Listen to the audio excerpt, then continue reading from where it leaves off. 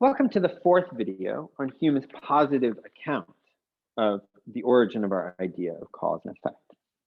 So in this video, I want to go back to this custom or habit that our past experience engenders. And I want to return to section 3 of the inquiry.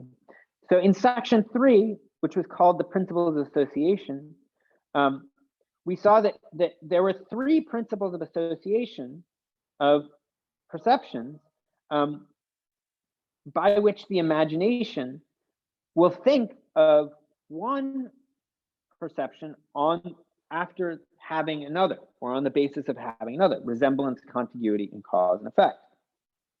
And of these 3 principles of association, we saw that the principle of cause and effect was the only principle that was strong enough to generate a belief.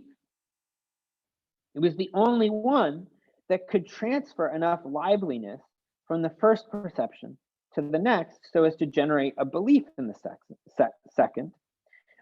And so in this video, I want to look at how this principle of association is involved in our story, in how we infer from my present impression of the flame to the lively idea of the heat. Now,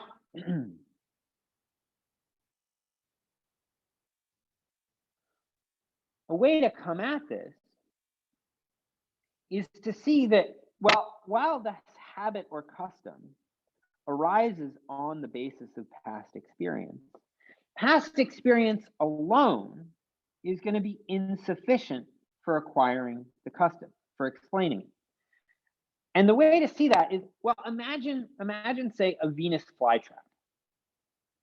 So a Venus flytrap, say, has an impression of something landing in its mouth, and then it closes on that and has the impression of digestion, right, of catching its prey.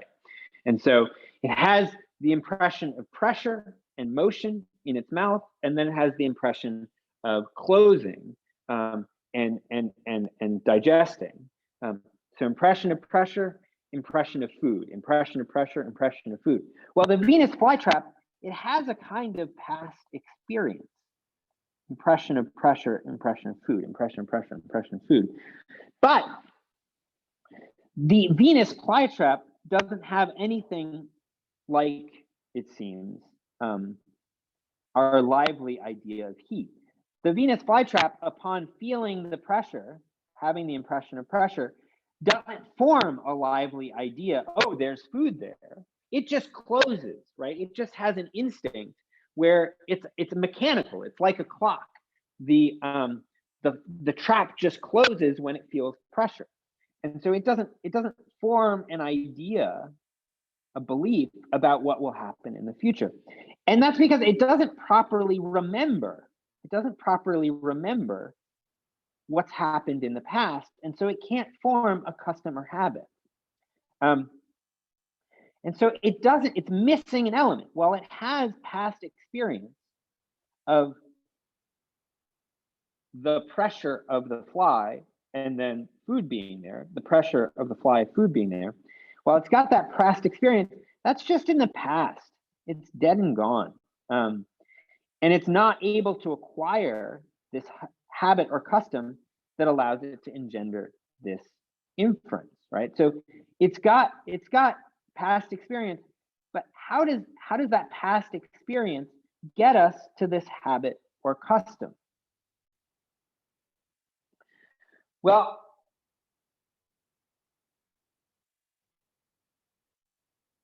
to get this habit or custom, let me erase this and move down. We're going to need that principle of association. So the extra element that gets us from our past experience to this habit or custom, right? The thing that'll allow us to form that habit or custom is this principle of association of cause and effect in the imagination from section 3. And so it's that basic principle of human nature that allows us to form the custom on the basis of past experience. That principle of cause and effect in section 3.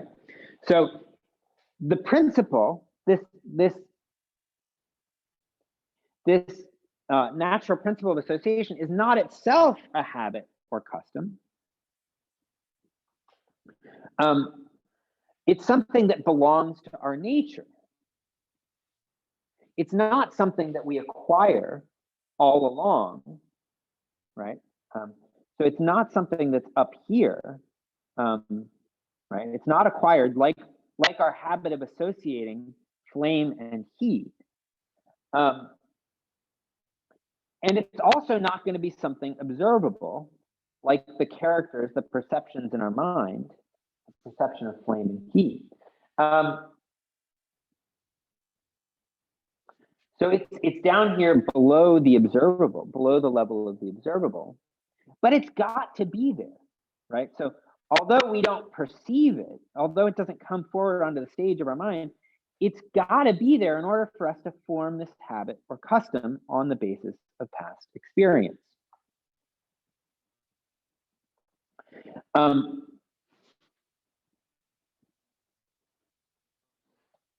And it's got to be there, right? It's part of our nature. It's just what we do. It's just part of how our imagination works, that our imagination forms these new habits or customs, becomes acquired, accustomed to having the perception of the flame and then the heat. When we have repeated past perceptions of first a cause and an effect, first a cause and an effect, we come to associate the cause and the effect. We come to form these habits or customs. And the principle that explains our doing that is this natural principle of association of cause and effect that's in the imagination. It's got to be there. And so it seemed, so it's the principle by which we acquire these habits, right? We've got the principle of cause and effect together with our past experience of flame and heat that gives rise to the habit, right? So it's these two elements together, the past experience together with this innate natural principle of association of cause and effect that together cause this habit of associating flame and heat. And so thinking of heat when I think of flame. And what habits we acquire up here is going to depend on the experiences that we've had. And so while there is this common principle of human nature, the kinds of inferences that you and I will make will be different because they're different. We've had different experiences, right? And so it seemed that Hume was following Locke and arguing that there are no innate ideas because all ideas are copied from impressions, right? And so as long as we're looking at just the actors on the stage, just at the observable characters on the stage of our minds, the observable perceptions, we'll find that nothing is innate. But hidden below the water, hidden below the surface of the observable, down in the depths, Hume is happy to suppose some innate principles in the mind. Here's one right here. And all of the principles of association, all of these natural principles of association of the imagination, resemblance, contiguity, cause and effect, they're all innate principles of the mind. They're just not observable among the perceptions, the characters of the mind. Okay, so we've got these innate principles, and now we have an account of how the mind makes this inference and how the mind forms the belief, this lively idea. But we still don't have an account of the origin of the idea of necessity. How do we get our idea of the necessity that connects the flame and the heat?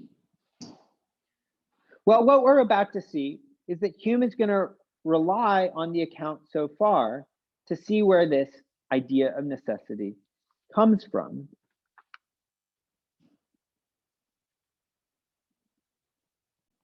And so we saw in the skeptical argument that this inference doesn't depend on our reason. And now we've seen that really the way that it works is it's grounded in the imagination, in this innate principle of association. This innate principle of association of cause and effect is like the director directing, the various behind the scenes crew, which are like the habit or custom, that then are dictating how the characters on the stage of the mind are moving. And what we're going to see is by bringing all of these elements together, we're going to be able to find, finally, our impression of the necessity that we thereby copy our idea of necessity from. And I'll turn to that in the next video.